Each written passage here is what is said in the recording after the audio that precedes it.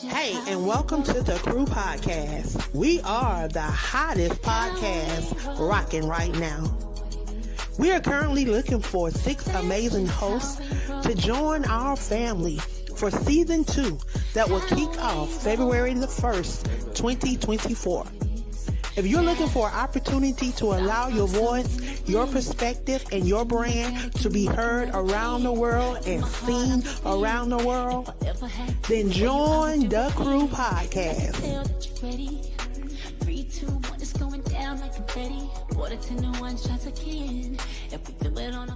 Publishing. We are committed to helping our authors reach their goals and pursue their dreams of becoming published authors. We work closely with each author to ensure a successful publishing experience and dedicated to helping them tell their stories in the most impactful and meaningful ways. So stop procrastinating and let's get started with writing their book.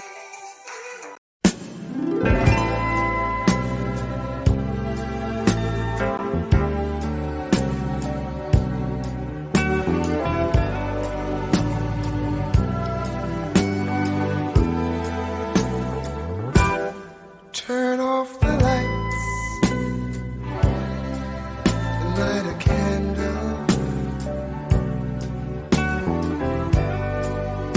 Tonight I'm in a romantic mood, yeah. Let's take a shower together. I'll wash your body, wash mine, yeah. Rub me down in some hot oil, baby, yeah.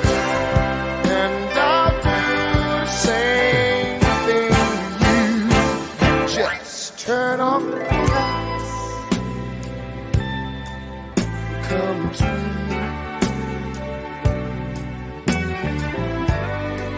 Girl, I want to give you a special treat. You're so sweet. Turn off the lights.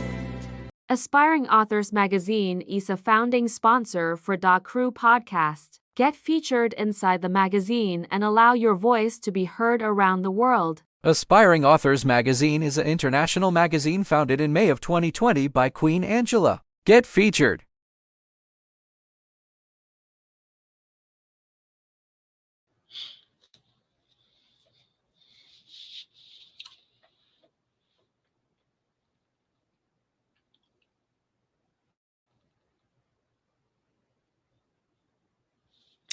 Hey, y'all, and welcome back to the Crew Podcast, Season 1, y'all. Of course, I am the queen. I am the visionary behind the Crew Podcast. There was some open slots, so I decided to sit in. Do not have a Pacific show, but I want to thank you guys that are tuning in live, whether you're on Instagram. Tonight, we're on Instagram, the Crew Podcast. So if you're not following us on Instagram and want to connect with us on Instagram, please go over to Instagram, connect with us. We are streaming live right now. Also, we're on Facebook, LinkedIn, and YouTube. I want to make sure that you guys are following us. I tell you, this is night 3 of the Free Texas campaign, Voices from Beyond the Walls of Tdcj. That is the Texas Department of Criminal Justice, y'all. I have been talking about corruption and the overly and wrongfully incarcerated for a while now. As I look back over my social media page, look back over my different things, I see that now I have been really going hard for a little over a year. And I just thank God for just allowing me the opportunity to be able to make a difference and to be able to allow individuals to share their voices around the world. I tell you, I get excited every single time I get the opportunity to come before you guys and to share with you guys. I am waiting on my guests. Of course, y'all know that these individuals are incarcerated, so we know that anytime anything may happen. Y'all know that they are constantly doing counts, shift change, and all that stuff. And every time they do that, they have to do a count. So sometimes it can take them a minute because guess what? Until they get that count correct, they got to be still. They cannot have any movement. So be patient as my guests come on. But I want to thank you guys that have been sharing these reels, that have been sharing these YouTubes, all of this information. If you're not following the Free Texas campaign, I want you guys to follow the Free Texas campaign. We're on YouTube, we're on Facebook. We have a page on speaker.com. You can tune in to there and check us out over there. You definitely can check us out and see what's going on. But I definitely want you guys to make sure that you are sharing this out in your social media platforms so that those that need this information or would be interested in sharing this information can do that. So y'all, please do me a favor, share this out in your circle of influence. Again, I want to thank you guys for tuning in. For those that do not know who I am affectionately known as the Queen of Collaboration across these social media streets. My name is Angela Thomas, the founder of AALAC, which is African American Author Literacy Awareness Campaign, Aspiring Authors Magazine, as well as the Crew Podcast. So I want to make sure that you all are sharing this out as my guests come on. I'm going to get my guest to introduce himself. He is now in the building, live and direct. So I'm going to turn it over to Mr. Robert. If you would please introduce yourself, sir. Yes, ma'am. I want to say hello to everybody, and I want to thank you very much for allowing me to come on here. My name is Robert Castillo. I'm over here at the James in Beeville, Texas, and I'm just so thankful to be on and have a platform. Thank you. Awesome. Well, I utilize this platform to give those that are incarcerated within the Tdcj an opportunity to share and reflect on their journey through the Tdcj and the things that they would like to share because from an outsider looking in, I see that there are a lot of things that need to be corrected, things that need to be brought to attention. So I am trying to be that outlet in that force to allow those things to come forth. So if you would tonight share from your perspective those things that you want to share on tonight, Mr. Robert. Yeah, all right, thank you. All right, I got a few things to touch on.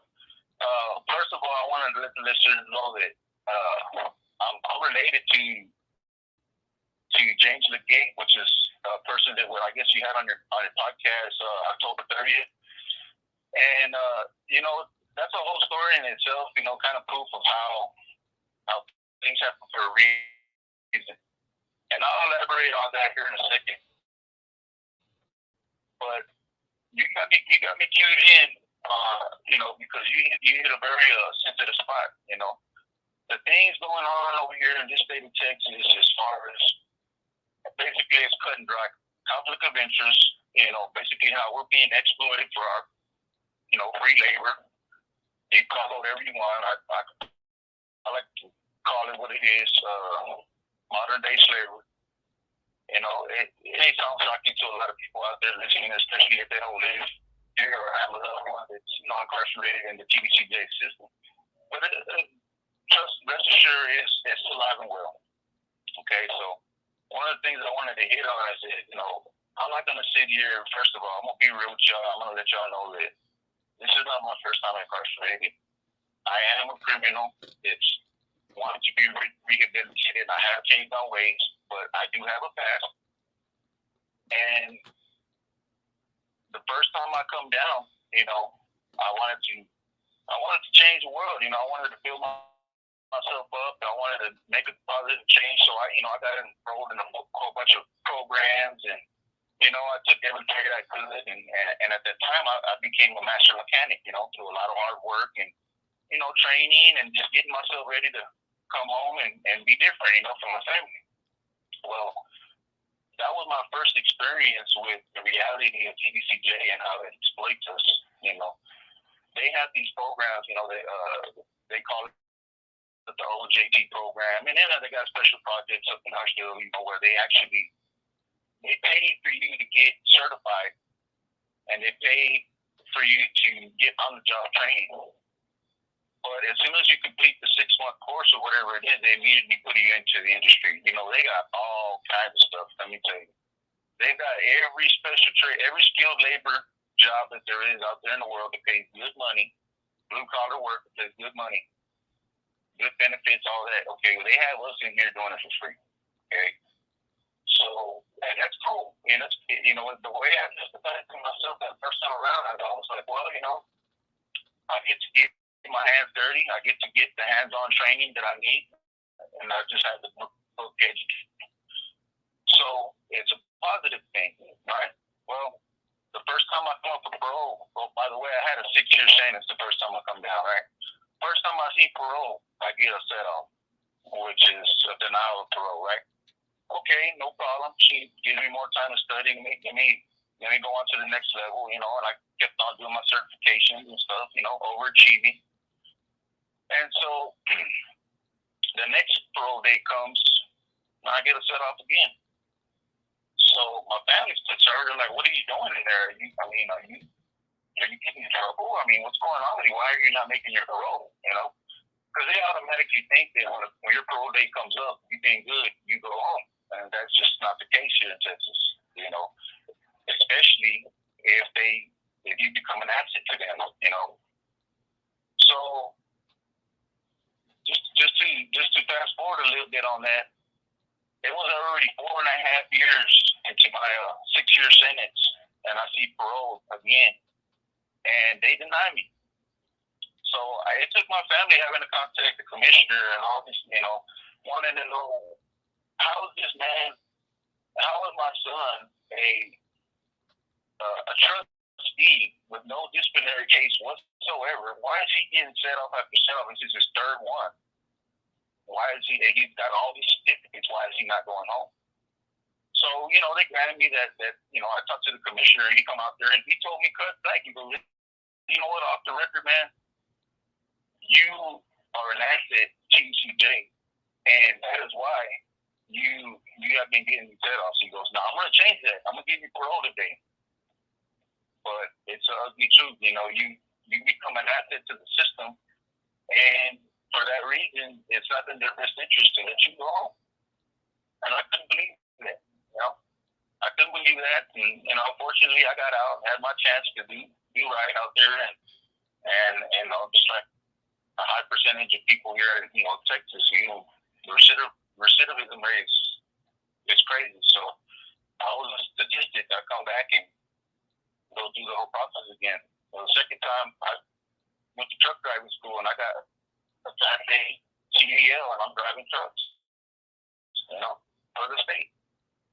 I'm out here on the road every single day, driving around to the valley, delivering commissary, delivering, just different goods, going to the furniture factory, just all the different industries that Tdcj has inmates doing all the labor at. And I'm going and picking up all this product and taking it and delivering it, basically helping them generate the millions and millions of dollars that they make every year, right?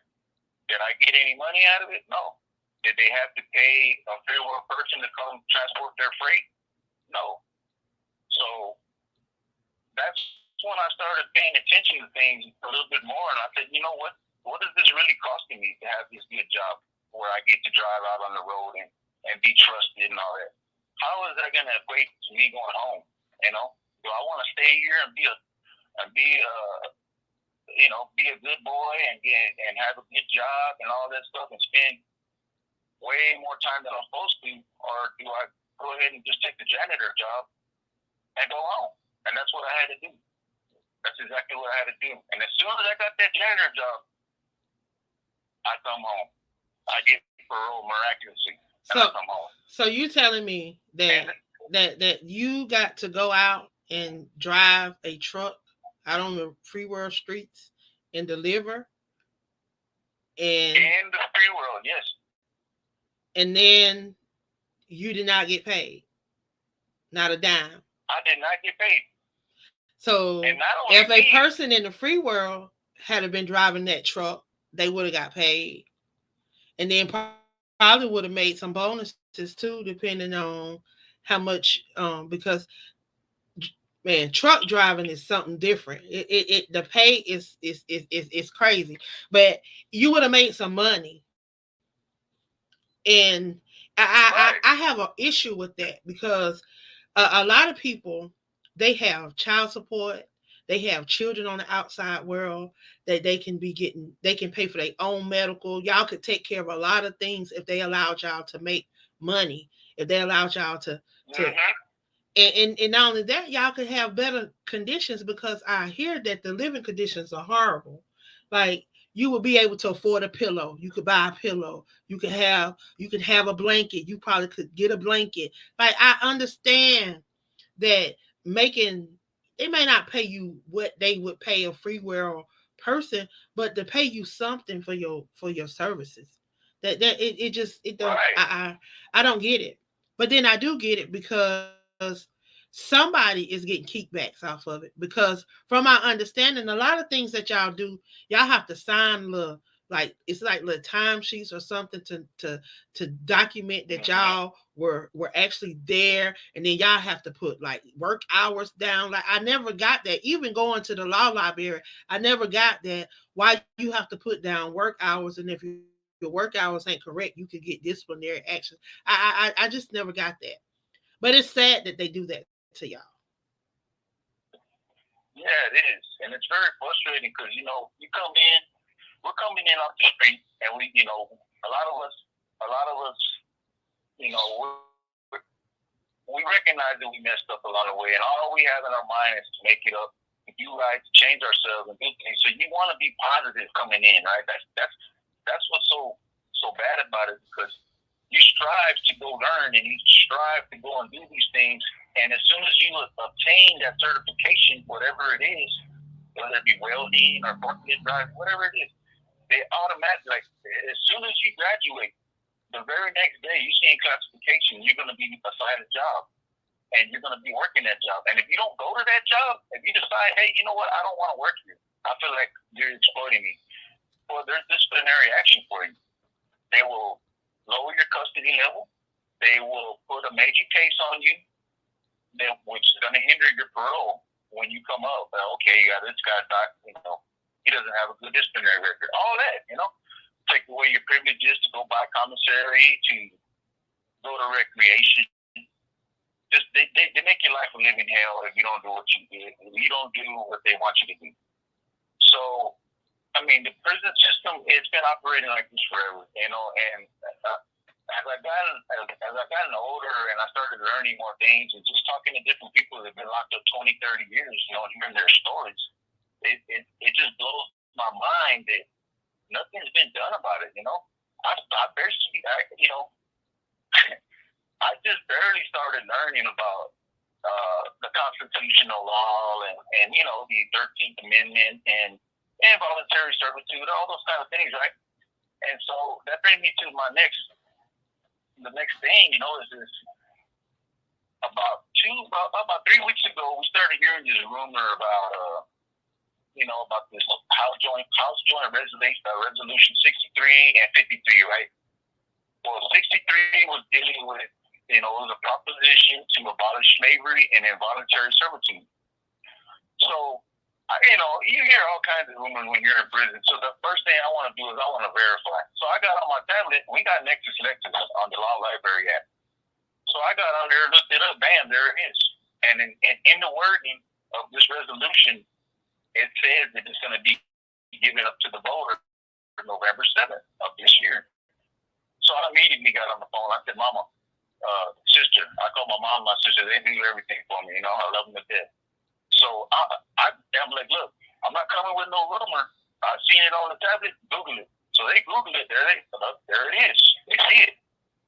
So early voting started October 23rd, right? So my mom and my sister, they put put it on their schedule to go down to the local library and vote. Well, she goes down there and gets a copy of the ballot, and there's nothing on there about no House Joint Resolution 63, 53, anything to do with Tdcj. So we dug a little deeper. We found out that it got hung up in the State Affairs Committee, and just judging by the track record of all the other bills that they proposed, it's going to die there. And that blew my mind, man. How are these people getting away with operating all these industries in this day and age, making millions and millions of dollars off of our labor, and we ain't getting a dime out of it? And we're a burden on our families, and they're having, they raise the prices on the inflation that y'all have out there. We're on the late show, but it's trickling down, and we're feeling it over here. So not only does our family have the burden of inflation and all these things going on out there in the world, they are being, put in a position to where they got to spend this commissary money. They got to pay. We don't have the ability to earn our own money and be productive. So it's just frustrating, and I don't think it's fair, Wow. That's sad. I mean, it really is. And we talk about them trying to give us Juneteenth to recognize the fact that slavery ended, when it really didn't, because it just went from a public forum to them trying to hide it in the form of prisons. And people got to wake up and realize that. I mean, you look at the amount of prisons that's going up, the amount of incarceration, and then you look at the areas that are being incarcerated. You know how they've done stuff and what is going on in the state of Texas. And this is not something that just started happening. Y'all, this has been going on for 3 to 4 decades. And they have purposely said that, every time there's been a issue where there's been low levels of beds being filled, you notice the increase in crimes. And they falsify warrants. They falsify indictments. You heard, if you was tuned in last night, you heard the case where they have charged this man with a body the whole time, and it was supposed to have been with he was supposed to have been charged with something to do with some cocaine, but they charged him with his stuff read as if he killed somebody and was charged with the dead body. And it's sad because they contacted him and told them that they messed up his records, and they were supposed to correct the records, and they were supposed to correct his sentencing and all that, and it's yet to happen.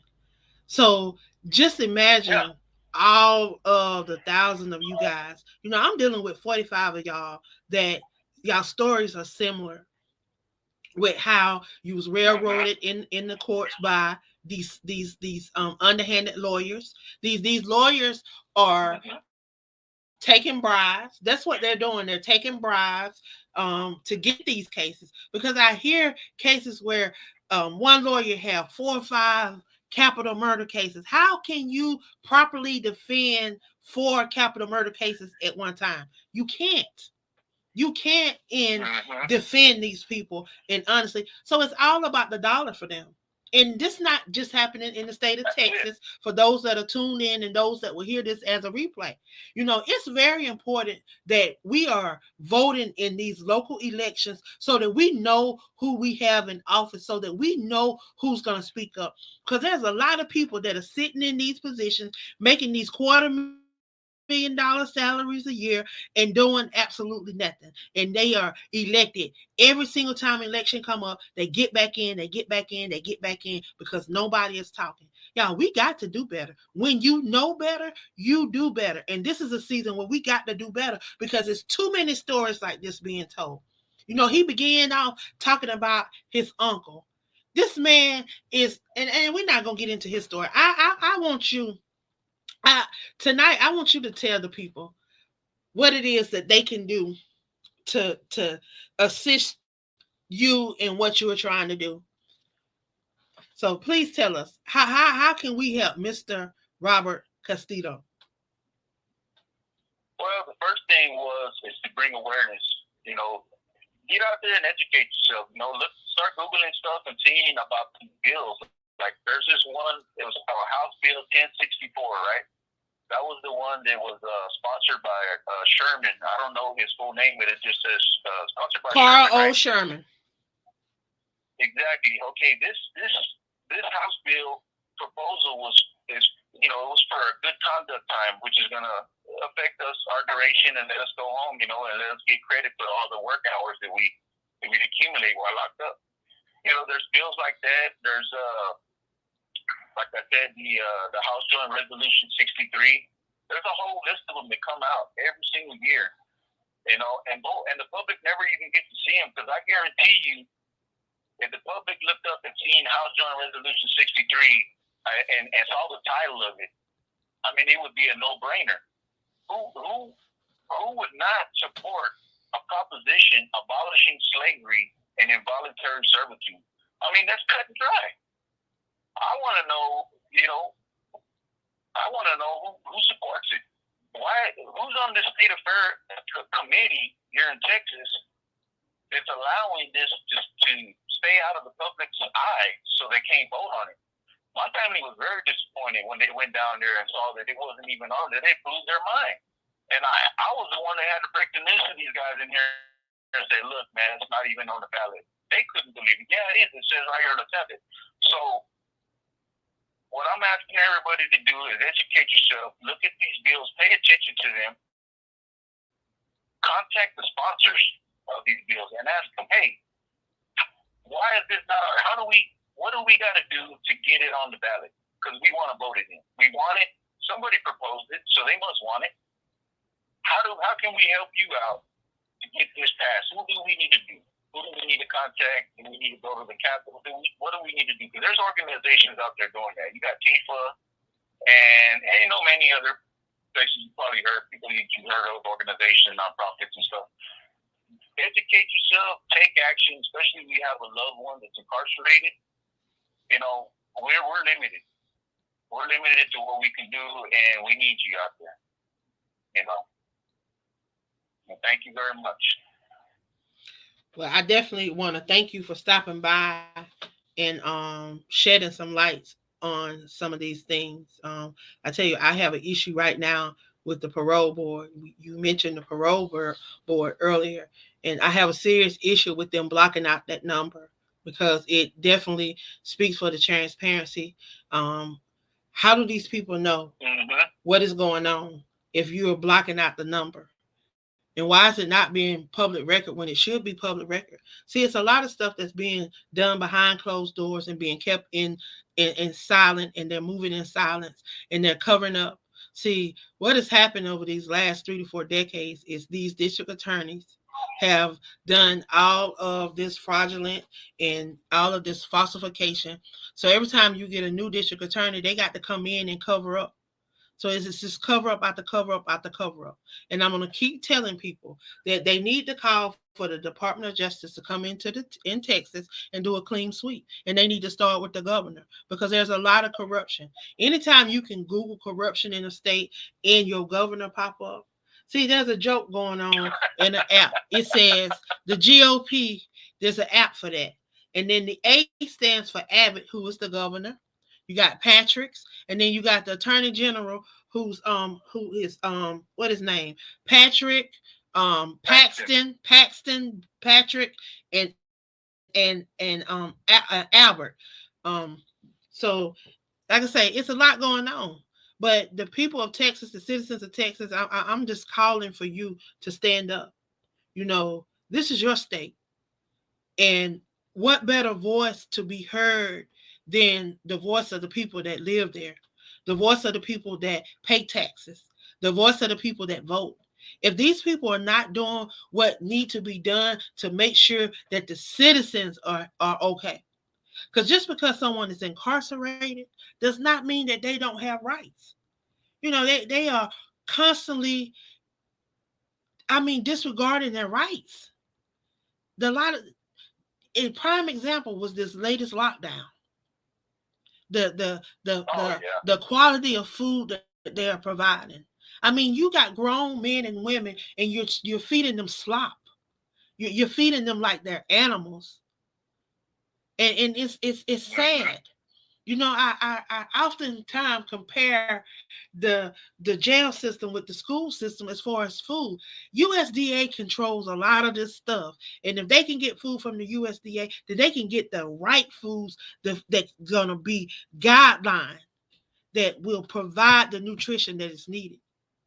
It's time for these people to be held accountable for all that they have done over decade, over decade, over decade. Again, the Department of Justice need to come in and do a clean sweep because these people have said that they've done investigations. Yeah, how can you investigate yourself? You are the problem. So how can you investigate yourself? There's no way that you can investigate yourself. Time after time, you are constantly hearing these people telling these people that they should be free, that this is what's wrong, this was done wrong. So why won't you give them an F1 immediate release? Release these people. Carl Sherman, he listens to he listens and he follows the Free Texas campaign. So he knows the concerns that we are making aware. He's probably going to hear this because he follows. I have a screenshot of him sitting up there in the followers because they put pictures of your followers on your page. So he's sitting up there, and I looked at a comment that and I screenshot it. If you can follow the page and you can see what we're doing, then why can't you take action on some of these things that we are making public knowledge that is going on? He's not the only one. You got Ron Reynolds, you got Monica De La Cruz, you got Sheila Jackson Lee. It's a whole slew of them. Governor Abbott, all of them are on the Free Texas campaign page. So it's not like they don't know, because they know. But I'm not going anywhere. God has commissioned me to this. It is a mandate, and until he tell me to stop, I'm not stopping. So it is what it is. I definitely thank you.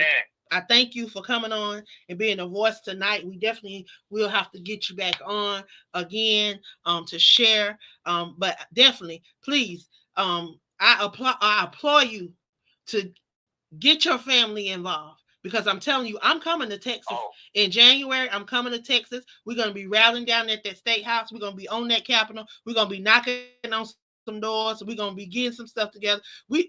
I'm sick of these people. And that's what it's going to take. God.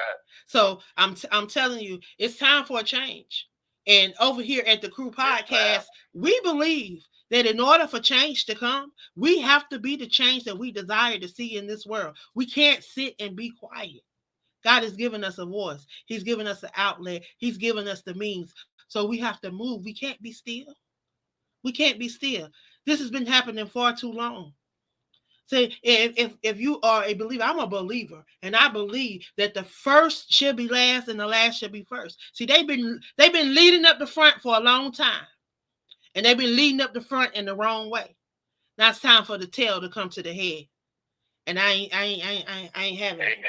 So, again, thank you for stopping by. Is there anything that you want to say? I think we got about a minute. Anything you want to say before we end? I want to thank you again, Angela, and I want to encourage everybody out there. I hope you got fired up by what you have to say, and you're absolutely right. And depending on y'all out there, we're not sitting still. We're going to be in the fight too. We're going to be doing everything that we need to do to bring awareness to our loved ones.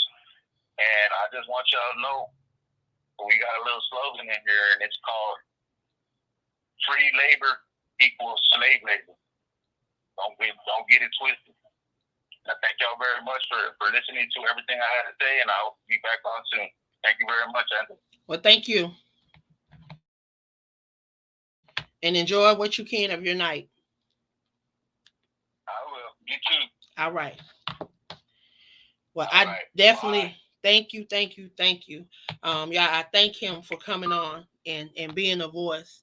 We have another gentleman that's going to be coming on and sharing. So I'm going to give him a chance to call in. I tell y'all, I don't take this lightly. I don't take the opportunity that God has given me, because I just look back over my life and I could have went in so many other directions, and God just saw fit for this direction, because a lot of us don't realize how blessed we are that we don't have to endure these things. And then some of us, we have messed up, and we could have been on that end of the rope, but God saw fit. He saw fit that we didn't have to go through that. But I think that those that have to endure this, they are some special people, because I know that God will never put more on us than we can bear. But the fact that people play God and think that they have the power to do things. But see, he knew who would be able to handle, if they had to endure it, that they would be the ones that could endure it. So I don't think it's a mistake for those that are in there, and it's always a learning experience. And through this, everything that is done in the dark, it shall come to the light. It's not gonna go unvindicated. So everything that people think that they're getting away with, they're not getting away with it. All this stuff that people do behind your back, and they think that, oh, they got over on Angela, I got over on Black Diamond, I got over on Keisha. No, they didn't get over, because a lot of times we move in the spirit, and we move in the things that God placed in our heart. So when people think that they are using us, they're not. They're not. But I tell you, I'm thankful for being in a position to where I can use my voice, because there was a time when I didn't think I had a voice. There was a time when I didn't think that I was capable of doing any of the things that I'm doing. But God saw fit. God saw fit to allow me to be able to influence others and to bring others together. Because whoever spoke Queen of Collaboration over my life, they did me a favor. They helped me to push me into that God had already called and purposed me to be. If they had not been obedient and speak that over my life, I wouldn't be here today. I wouldn't be here doing a lot of the collaboration projects and bringing people together. But because God saw fit to lay that on somebody's heart that day, and they spoke that thing over my life, and they kept speaking and they kept speaking it, and it just began to become life to me. Yeah, I would hear people say it, and I was like, Queen of the Clash. I said, people gonna think I'm, and then it just became natural. I heard people say it so long, I just began to say it. And y'all, it wasn't just something that I said, it became a business. Queen of Collaboration, Life Coaching, and Consulting. It became a business in 2020. It came to life. God gave me an opportunity to allow my voice to speak. Gave me the opportunity to get certified as a life coach. Gave me an opportunity to learn how to publish books, and not only learn how to publish books, but to be able to help other people that needed to learn how to publish books. So I'm able to coach people on this journey now. So y'all, I'm just, I get excited because y'all, the enemy wanted to take me out. So my second guest is in the building, y'all. He's in the building. He's in the building. He's in the building. If you would, y'all, and I tell you, I thank God for this platform. I thank Him for every opportunity that I have, and y'all have to be. Sometimes I know I can go there, but I get passionate about those things that God has called me to, and doing just what I'm doing now is one of those things that He's called me to, is to be a outlet, to be a platform that allow people to be able to share. So we have another individual that is going to be sharing. I want you to introduce yourself, if you would, please. Yes, my name is Roland Ramos, and I want to thank you for allowing me this opportunity to share my short version of the story, of my story, of what happened. And, what happened is I was charged with aggravated sexual assault. I was accused by my ex-wife, and I was charged and went to trial and was found guilty of the charge. The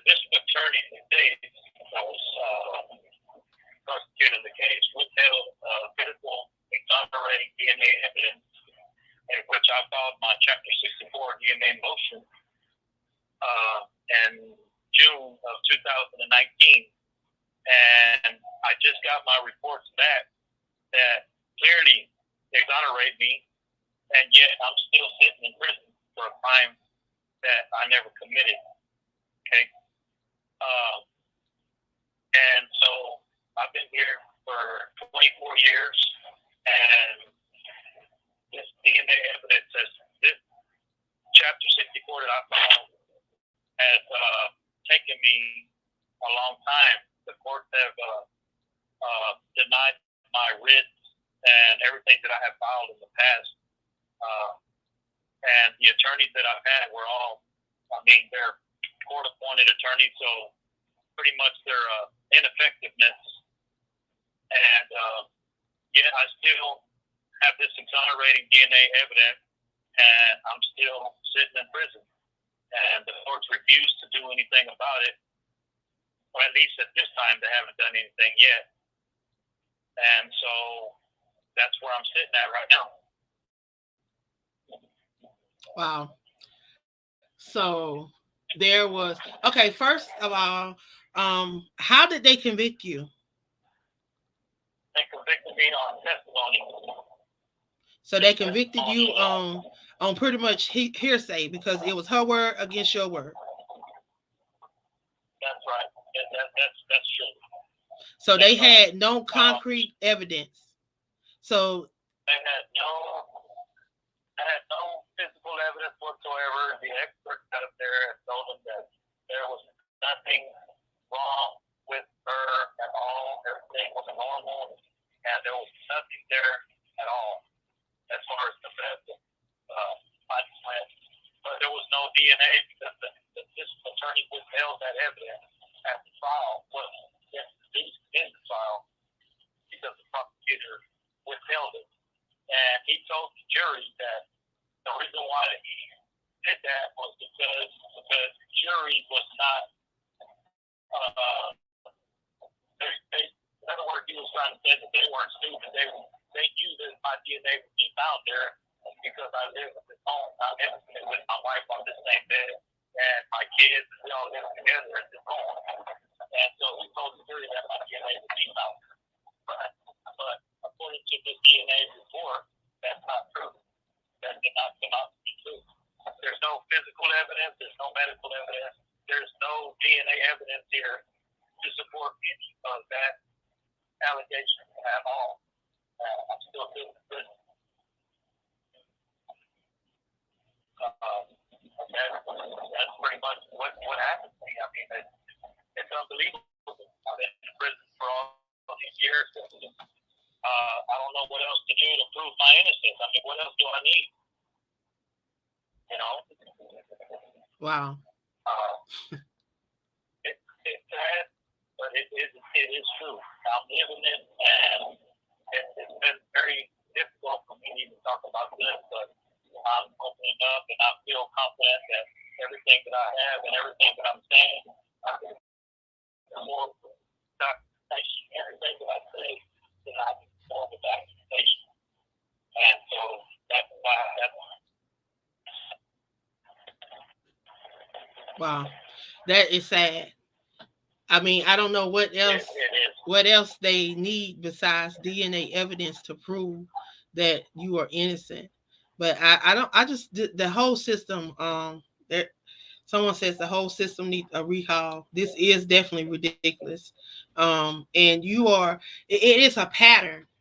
This is a pattern that we are hearing as we listen to the various cases, because again, I want to remind people as they listen to these different cases and these different things, that all of these inmates are not in the same location. So they're in different parts of Texas. They're in different facilities. So some of these people have never met each other. They have no contact with each other. So these stories that you are hearing and the similarities that you are hearing, it just speaks for the corruption that is going on within the judicial system there in the state of Texas, and the TDC, and definitely the parole board. They're doing a lot of underhanded things that need to be corrected. And there are a lot of representative elected officials that are aware of these things. You know, I have come to a point where I will not be quiet. I will not sit down. I will not be silent. Every time there's something that is brought to my attention, I bring it to the attention of those that I support have told me to bring it to their attention. So I am constantly emailing Carlos Sherman, Ron Reynolds, Sheila Jackson Lee, Monica De La Cruz, um, Greg Abbott, who is the governor. None of them will respond. Cornell X, who is a activist in the Houston, Dallas, Prairie View, all those areas. He's fluently on social media. I see him on Instagram. I see them doing these different things. Where are these people to stand up for the rights of these people that have clearly been violated? Civil right after civil right after civil right have been violated.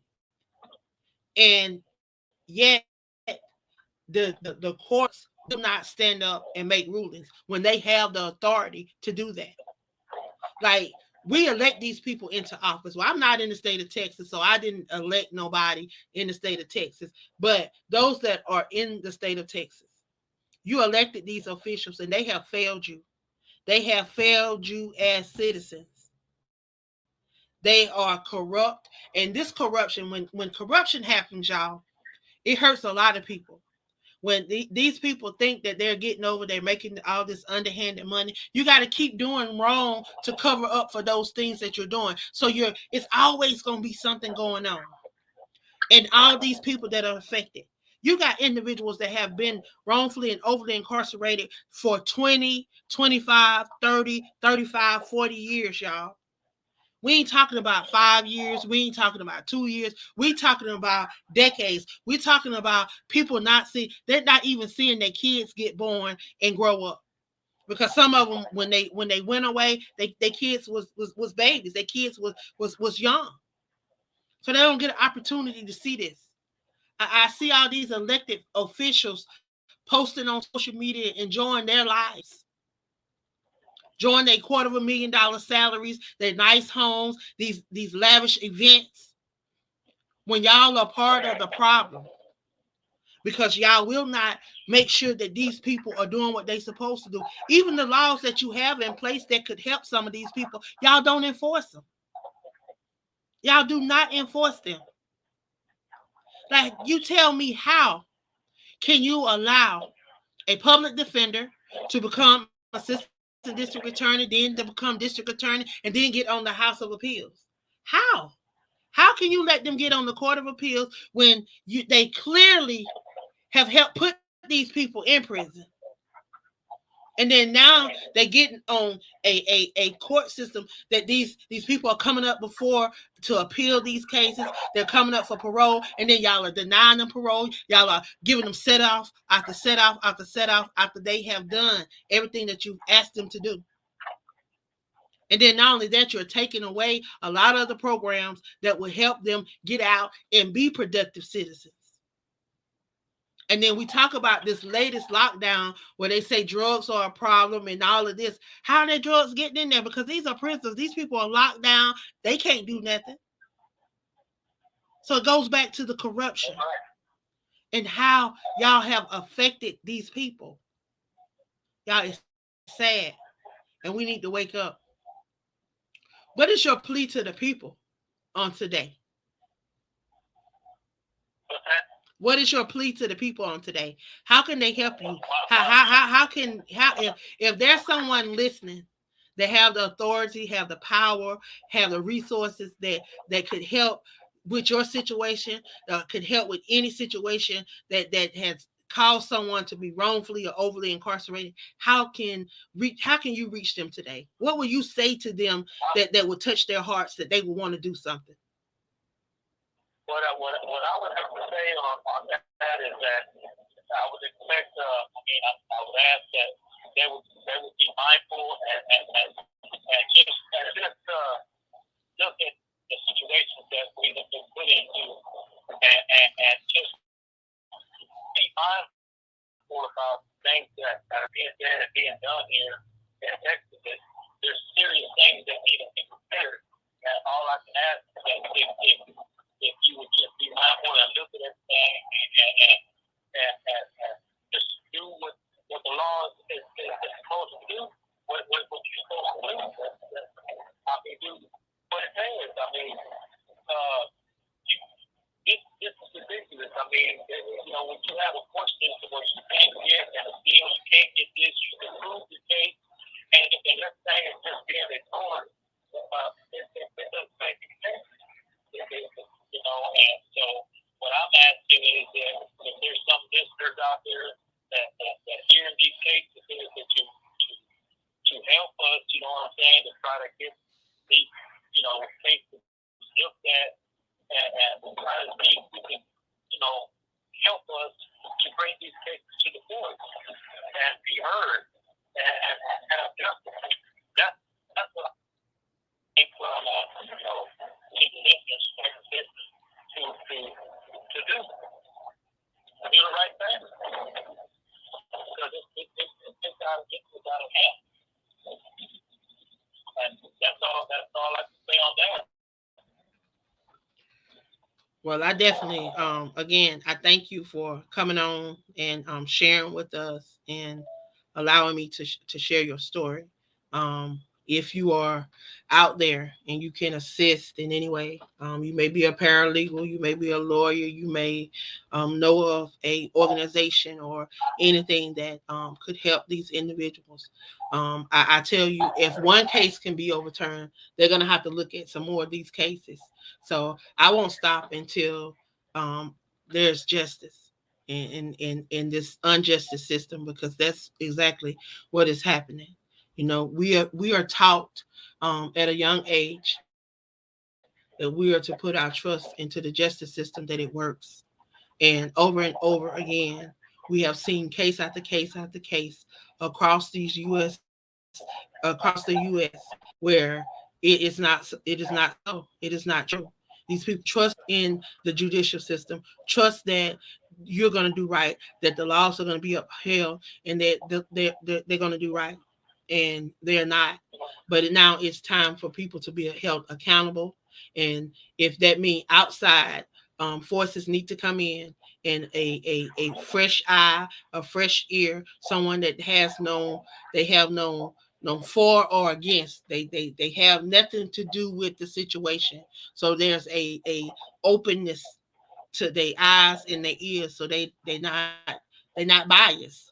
They don't win or lose. So that's what it's gonna take. And I'm begging the citizens of Texas to stand up and allow your voice to be heard. If you want change, you have to be that change. So I plead with you on tonight. Y'all stand up for those that don't have anyone on the outside standing up for them. Because as y'all have heard on this show, that there's a lot of people that are incarcerated that are not even from the state of Texas. So they are in this fight alone because they don't have anyone there in Texas fighting for them. And y'all, it's hard when you have no one on the outside that'll go to bat for you. So I want to encourage the citizens of Texas, y'all go vote in these local elections, and make sure that y'all have the right people in place, the people that care about the citizens, the people that care about your well-being, the people that are going to protect your rights, that's going to protect your rights. Now, that's the most important thing. But I want to thank you for stopping by and sharing with us on tonight. I want to thank those listeners that are tuned in. I tell you, if you have been blessed by anything that you have heard on the show tonight, I want you to share it across your circle of influence. Share it with a friend. Invite someone to tune in. But most importantly, make sure that you are liking and following this page, as when we go live, you will be notified of every time that we go live. And if you follow us on YouTube, when there's a new upload of a video, even if you miss us, if there's an upload of a video, you will be notified. This is one way to stay in informed on what is going on and what we have going on with these inmates in TDCJ. So again, Mr. Roland, I want to thank you for stopping by. You know that you are loved, are welcome here anytime you want to come on. If there's some changes, some updates, or if you just want to come back on and just share again, you're more than welcome to come on and be a part of this show. I thank you for sharing on tonight, and I pray that you can enjoy the rest of your evening as best of your ability as you can. Again, thank you for stopping by. Yes, ma'am. And I want to thank you guys for tuning in. Y'all have a great night, and please share this out. Y'all be blessed, and I love you guys.